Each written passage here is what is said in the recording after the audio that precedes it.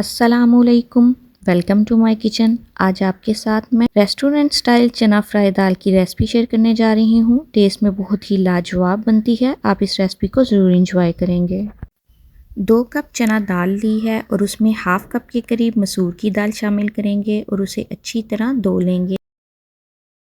जब अच्छी तरह दाल को वॉश कर लेंगे तो इसको हमने भिगोना नहीं है, बल्कि फ़ौरन ही एक प्रेशर लिया है और उसमें दाल ऐड कर देंगे।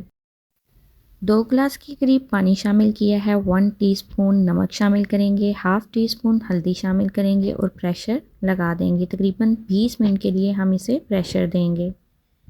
जब तक हमारी दाल पक रही है हम सेकंड स्टेप की तरफ आ जाते हैं। यहाँ पे मैंने एक मीडियम साइज़ का प्याज लिया है, उसमें 2 मीडियम साइज़ के टमाटर कट करके शामिल करेंगे और इसे ग्राइंड कर लेंगे। यहाँ पे हमारे टमाटर और प्याज ग्राइंड हो चुके हैं। एक देचकी लेंगे और उसमें घी ऐड करेंगे। यहाँ पे घी थोड़ा सा ज़्यादा भी जाएगा। यहाँ पे आप बटर या देसी घी का भी इस्तेमाल कर सकते हैं।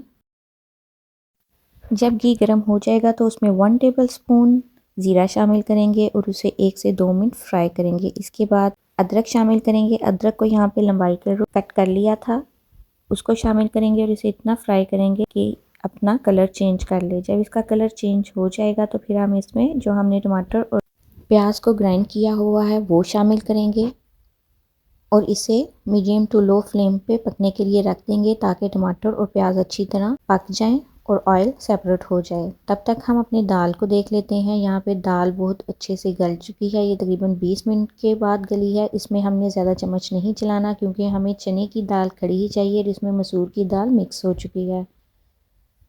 दाल का दाना बहुत अच्छे से गल चुका है, लेकिन हमने इसको मैश नहीं करना, बल्कि हमें इसी तरह खड़ी दाल चाहिए।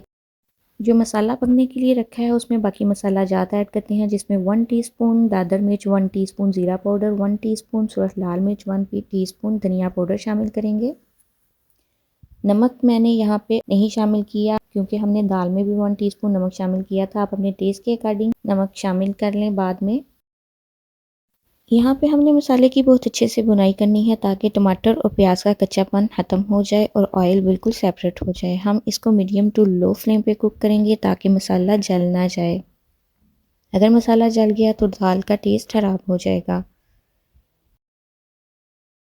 यहाँ पे मसाले की बहुत अच्छे से बुनाई हो चुकी है और ऑयल भी बिल्कुल सेपरेट हो चुका है। यहाँ पे मैं थोड़ा सा ऑयल निकाल लूँगी। अगर तो आपने गेस्ट के सामने सर्व करना है तो आप ऑयल निकालें, वरना आप इसी तरह इस पॉइंट पे दाल शामिल कर दें। ये देखिए यहाँ पे मैंने थोड़ा सा ऑयल निकाल लिया है और बाकी मसाले में मैं दाल शामिल कर दूंगी। इस पॉइंट पे आप दाल की कंसिस्टेंसी चेक करें। अगर आपको इतनी ही थिक पसंद है तो आप इसी तरह रहने दें, पानी ऐड ना करें। और अगर आपको थोड़ी ग्रेवी वाली पसंद है तो आप इस पॉइंट पे हाफ कप के करीब पानी शामिल कर दें। यहाँ पे मैंने हाफ कप पानी शामिल किया है।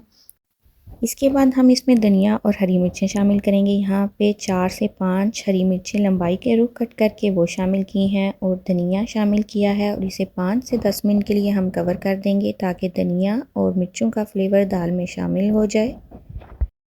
हमारी मज़ेदार रेस्टोरेंट स्टाइल चना फ्राई दाल तैयार है। ये बहुत ही मज़े की बनी थी। आप इस रेसिपी को ज़रूर ट्राई कीजिएगा।